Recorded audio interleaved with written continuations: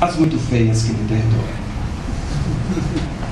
Mas beleza é fundamental. É preciso que haja qualquer coisa de flor em tudo isso. Qualquer coisa de dança. Qualquer coisa de alta costura em tudo isso. Ou então, que a mulher se socialize elegantemente em azul, como na República Popular Chinesa. Não há meio termo possível. É preciso que tudo isso seja belo e inesperado.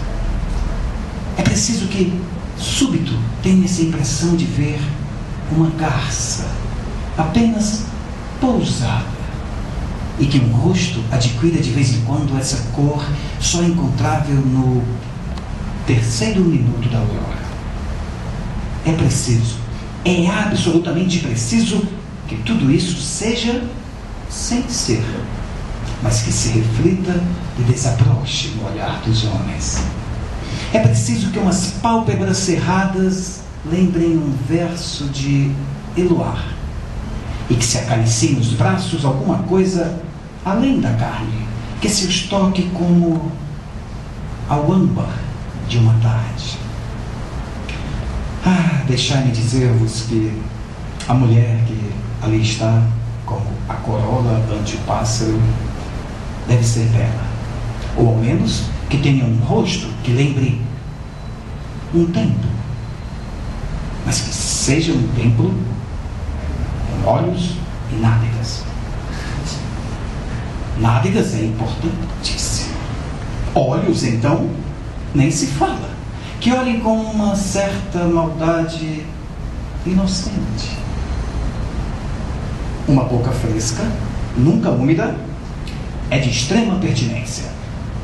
É preciso que as extremidades sejam magras e que uns ossos despontem, sobretudo a rótula, no cruzar das pernas, ou as pontas pélvicas, no enlaçar de uma cintura semovente. Gravíssimo é, porém, o problema das saboneteiras. Uma mulher sem saboneteiras é como um rio sem pontes. Indispensável que haja uma hipótese de barriguinha, e que em seguida a mulher se alteie em cálice, e que seus seios sejam uma expressão greco-romana, mais que gótica ou barroca, e que possam iluminar o escuro com uma capacidade mínima de 5 velas.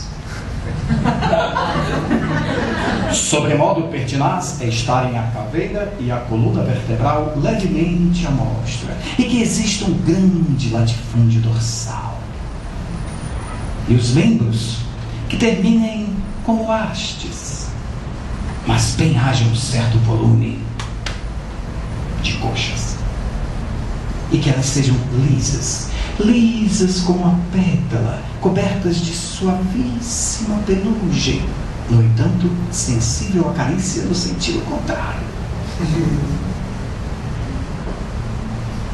É aconselhável nas axilas uma doce relva e um aroma próprio, apenas sensível, um mínimo de produtos farmacêuticos. Preferíveis, sem dúvida, os pescoços longos, de forma que a cabeça dê por vezes a impressão de nada ter a ver com o corpo. E que a mulher não lembre flores sem mistérios.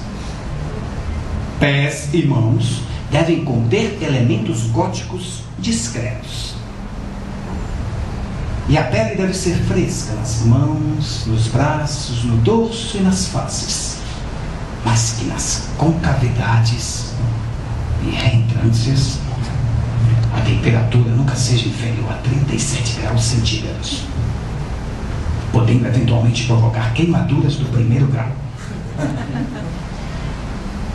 E os olhos, de preferência que sejam grandes e de rotação pelo menos tão lenta quanto a da Terra, e que se coloquem sempre para lá de um invisível muro de paixão que é preciso ultrapassar.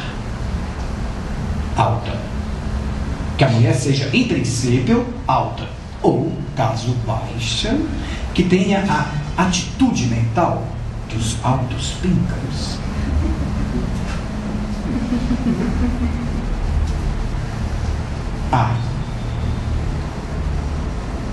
E que ela dê sempre essa impressão de, se fechar os olhos, ao abri-los, não mais estará presente, com seus sorrisos, suas tramas.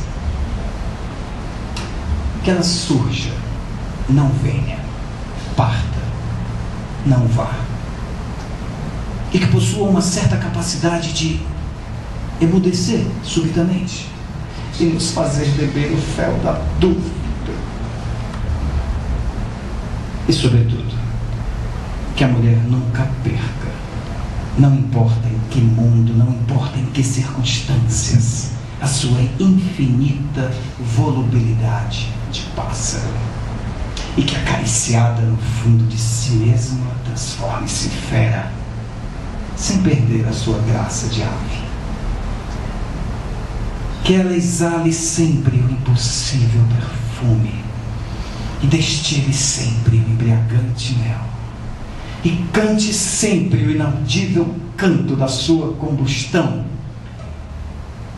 e não deixe de ser nunca a eterna dançarina do efêmero, e que na sua incalculável imperfeição constitua a coisa mais bela e mais perfeita de toda a criação inumerável.